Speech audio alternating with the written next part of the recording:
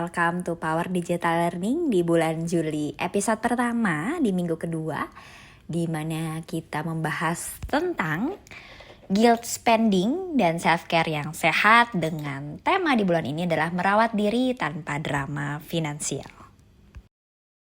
Dengan aku Rais, Financial Planner kamu. Merawat diri tapi merasa bersalah setelahnya. Contohnya beli sheet mask, skincare, snack favorit atau mungkin kopi gitu ya. Terus sabun mandi yang aromanya menenangkan gitu, tapi harganya lebih mahal. Dan waktu check out tiba-tiba iya deh aku butuh ini gitu. Setelahnya muncul kalimat nih ya seperti ini. Aku kok boros banget ya. Harusnya tadi gak usah lah beli gitu. Uangnya mending ditabung, kayaknya mending untuk yang lain gitu ya. Nah, itu disebut guilt spending, yang artinya mengeluarkan uang untuk hal yang sebenarnya kamu suka, tapi diikuti dengan rasa bersalah. Kenapa ini bisa terjadi? Alasannya itu satu, karena kita dibesarkan ikut be parenting wise gitu ya. Narasinya itu uang itu harus ditahan, maksudnya tuh jangan boros gitu ya. Sehingga menyebabkan kita itu bias untuk hal yang sebenarnya kita butuh gitu ya. Basic things udah terpenuhin, cuman karena kita merasa basic things itu adalah surviving gitu ya.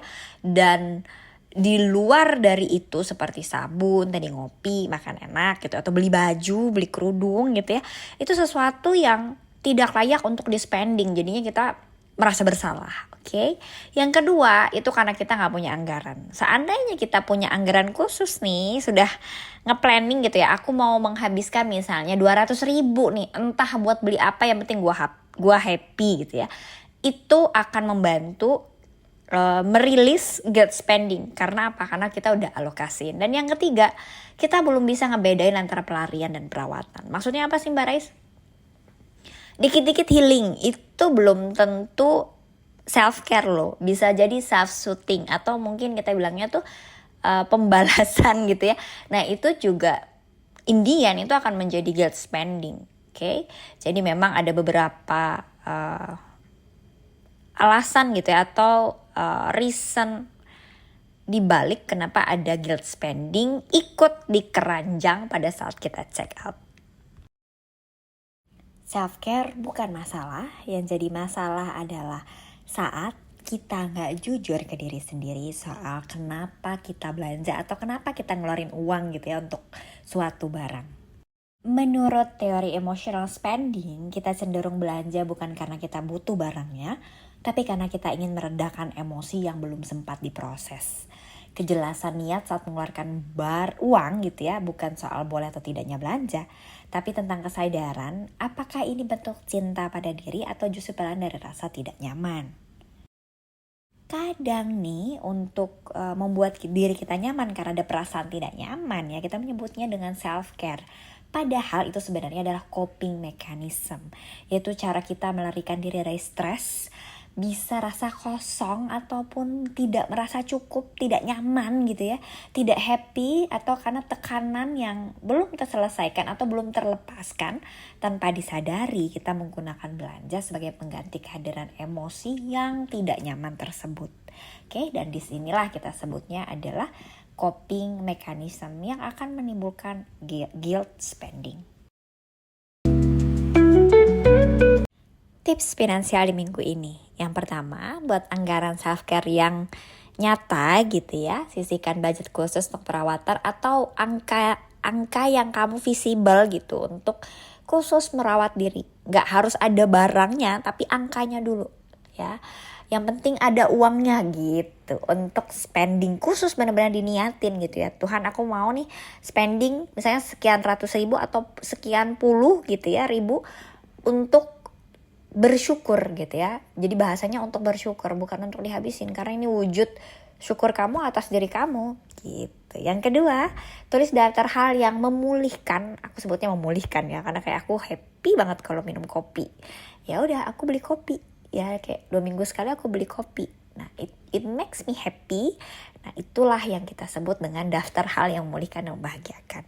Apa aja bentuk self-care yang benar-benar bikin kamu tenang dan happy gitu ya. Bukan ikut-ikutan, ingat ya, jangan tiba-tiba beli tumbler yang luar biasa gitu ya. Tetapi sesuaikan dengan versinya kamu, oke?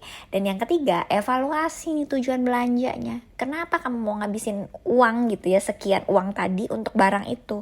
Tanyakan, ini bikin kamu happy gak sih? Atau ini sebenarnya tuh melarikan diri gitu dari hal tidak nyaman atau stres gitu ya. Dan tanya lagi ke diri kamu, ini aku akan menyesal gak sih beli ini? Atau aku akan pulih dan happy gitu ya, aku akan refresh gitu setelah belanja ini, oke? Dan di sini kita sebutnya adalah mindful spending. Di yang ketiga ini kita juga sebutnya pause spending, jadi nggak langsung impulsive buying gitu ya, suka sesuatu langsung beli, enggak. Nah, ini adalah tips di minggu ini.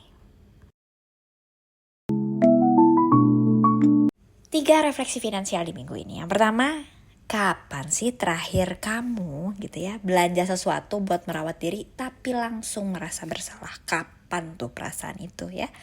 Yang kedua, apa kamu merasa layak untuk menyenangkan dirimu sendiri tanpa harus menderita dulu? Dan yang ketiga, apa bentuk perawatan diri yang gak mahal tapi nih mean so much to you ya? Jadi semoga 3 refleksi finansial ini mampu ngebongkar rasa apa ya aku sebutnya ya, shadow guilt spending. Ya, itu yang akan kita coba bersihkan di bulan ini. Challenge di minggu ini, sisihkan 20.000 di sini ya, aku nulisnya ya, 20.000 dari budget minggu ini. Kamu bisa gunakan untuk satu hal yang benar-benar kamu suka. Nikmati tanpa rasa bersalah karena kamu layak untuk bahagia. Aku ingatkan lagi, merawat diri bukan pemborosan. Dia adalah bentuk menghargai hidupmu hari ini dan mensyukuri keberadaanmu hari ini. Mulailah kebiasaan baik hari ini, sekecil apapun itu, karena kamu berharga. Aku Rais, mohon pamit, sampai ketemu di kelas selanjutnya.